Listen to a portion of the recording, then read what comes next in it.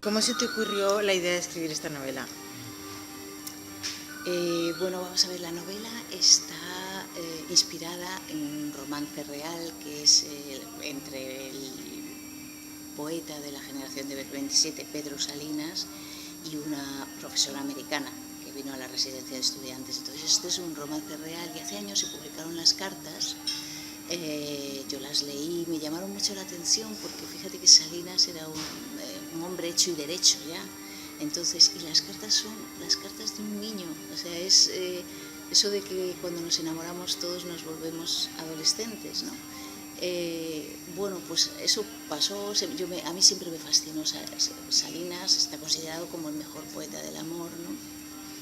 Pero mi pregunta era, ¿quién es esta mujer que ha inspirado estos versos tan excelsos y tan maravillosos, ¿no? Una americana, ¿no?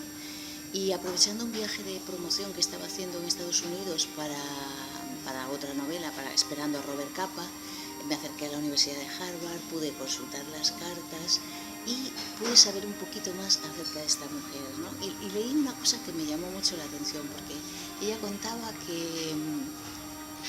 una cosa, ¿no? Contaba que un día, preparando una clase de literatura, porque ella llegó a ser profesora de literatura española en su college, pues se acercó a la ventana, estaba nevando, faltaba muy poco para Navidad, y entonces ve algo a través de la ventana, ¿no?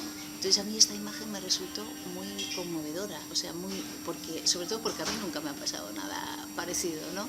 Y entonces yo siempre pienso que cuando un hombre se acerca a una ventana o mira a través de una ventana, ve lo que hay fuera, suele ver lo que tiene delante.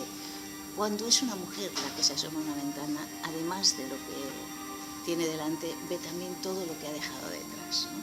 Entonces, un poco, digamos, esta es la imagen inicial de la novela y es un poco el arranque, ¿no? Digamos que todo viene un poco de ahí. La vida es de Pedro Salinas. ¿Por qué no lo pones en la novela como protagonista? El protagonista se llama Álvaro Díaz Ugarte. Bueno, esto es un recurso literario, una especie de licencia literaria, tampoco, o sea, porque está inspirada en la vida de Salinas, pero tampoco es responde a una verdad biográfica absoluta, ¿no? Está inspirada en ese romance, está inspirado en un poeta, pero no hay una fidelidad biográfica absoluta, por eso me pareció más honesto cambiar el nombre del personaje. Además tampoco quería molestar a nadie, ni a la familia, ni crearme problemas por ahí. Porque lo que me ha transmitido, por lo que llevo leído del libro, es que en realidad es una época también bastante siniestra, porque sí. Comentas en una parte que los vecinos están un poco alarmados porque creen que se va a convertir algo así como un peligro para la salud pública los cadáveres que aparecen en los ríos. Sí, es una época siniestra, ¿sabes? Pues claro, de hecho yo no tenía esa idea tan así de esa época, ¿eh? Es que, porque está en la República, que parece que es otra cosa. Claro, nosotros conocemos la República, nosotros no, quiero decir que la versión más conocida de la República son los primeros años, donde se hacen las grandes cosas, las grandes transformaciones y tal, pero ten en cuenta que en el año 35 estamos hablando del gobierno de Lerroux, una época menos conocida, pero sin embargo, en esa época se produce el mayor escándalo político de la República, pero un escándalo que afecta desde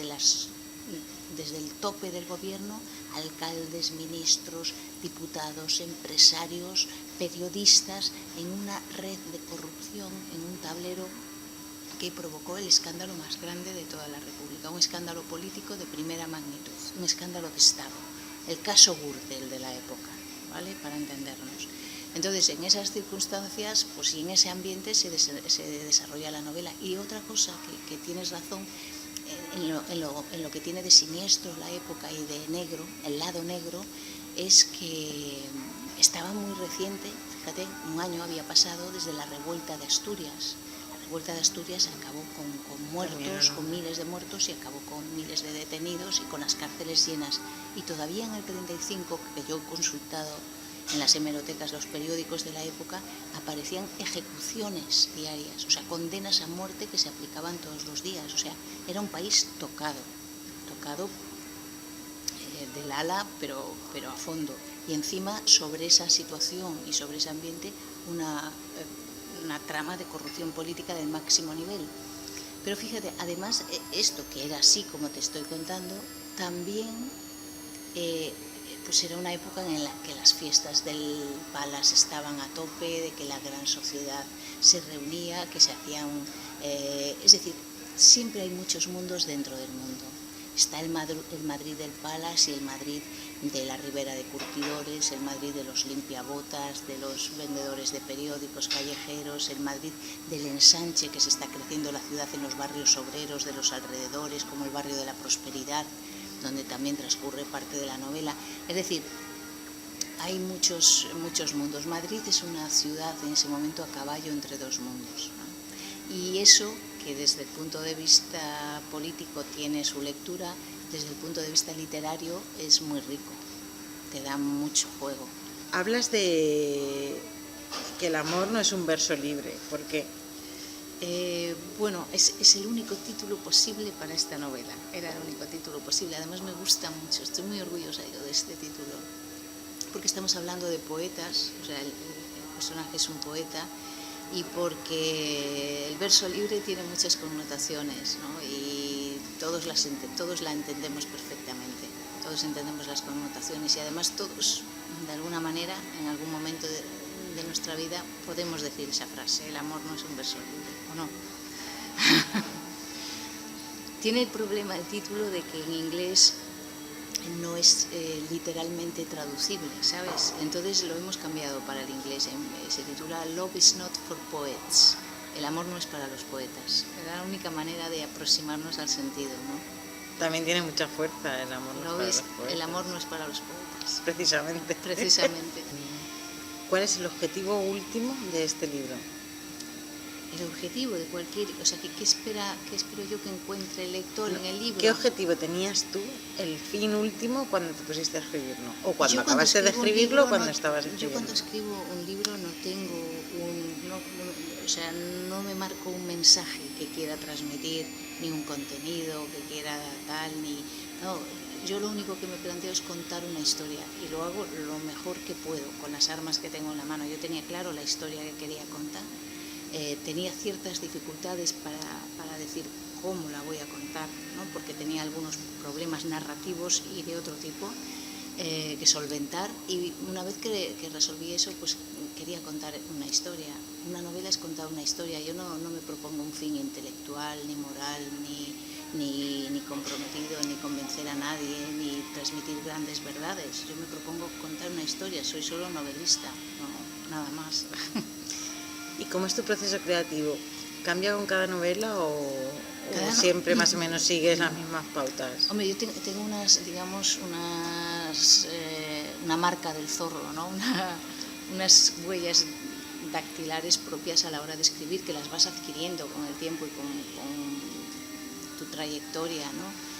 Tengo una manera de empezar, necesito, por ejemplo, me resulta la primera parte de una novela, cuando empiezo a construirla, cuando las 50 primeras páginas, por decirlo de algún modo, necesito una dedicación exclusiva, no hacer ninguna otra cosa, ¿no? Porque me exige un esfuerzo, una energía creativa muy fuerte, y eso suelo aprovechar siempre, pues el principio de las vacaciones. No tengo trabajo, me voy a una casa que tienen mis padres en Galicia, entonces soy muy currante, muy disciplinada. Por la mañana me voy a correr a la playa y después desayuno bien, tal, y me pongo a escribir, y me pueden dar 8 horas al ordenador perfectamente, ¿no? Luego viene la segunda fase, cuando ya tienes construido el germen, cuando ya tienes el embrión de la novela, donde ya sí que puedo hacerlo compatible pues con dar clases, con el periodismo, con escribir, con otras muchas actividades, con poner una lavadora, con comprar yogures, pues miles de cosas, ¿no? Pero la primera fase no, la primera fase es muy absorbente y necesito estar sola, sin nadie a mi alrededor y en unas condiciones de bastante aislamiento, ¿no? Rodeada de libros y ya está, ¿no? Esa es mi manera de trabajar, ¿no? Cada uno tiene la suya. Claro, por eso os lo pregunto, porque cada uno tiene la suya. ¿Qué crees tú que tiene que tener una novela para que sea una buena novela? Yo cuando cuento una historia intento conseguir que tenga lo mismo que yo busco cuando leo un libro, que es emoción, misterio, complejidad, riesgo, melancolía, condimentada con sal y pimienta, porque si no la melancolía palo seco puede ser un poco difícil, ¿no? Y esos elementos, todos los elementos que están en los grandes libros que a mí me han dejado huella, es lo que de alguna forma intento plasmar también en los libros que escribo. Unas veces consigo, otras no. Y ya la última. ¿Qué te gustaría que pensara el lector cuando acabase de leer tu libro? ¿Qué me gustaría que pensara? O sea, no creo que haya un pensamiento que puedan tener todos los lectores al acabar este libro. Una sensación. Estoy segura de que a cada lector, en este caso concreto, en otras novelas a lo mejor te podría contestar de una manera más concreta, ¿no?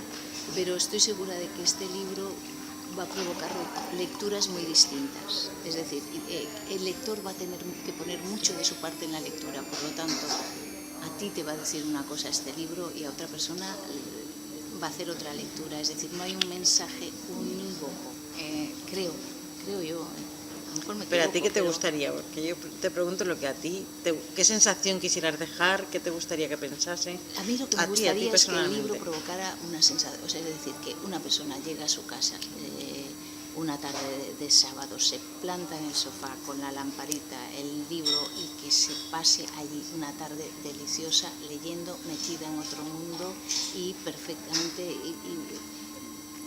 al lado de esos personajes en ese Madrid, en los años 35, y alejada de sus problemas y alejada de su vida cotidiana. Eso es lo que a mí me gustaría, es lo que a mí me gusta cuando llego a mi casa y me pongo a leer.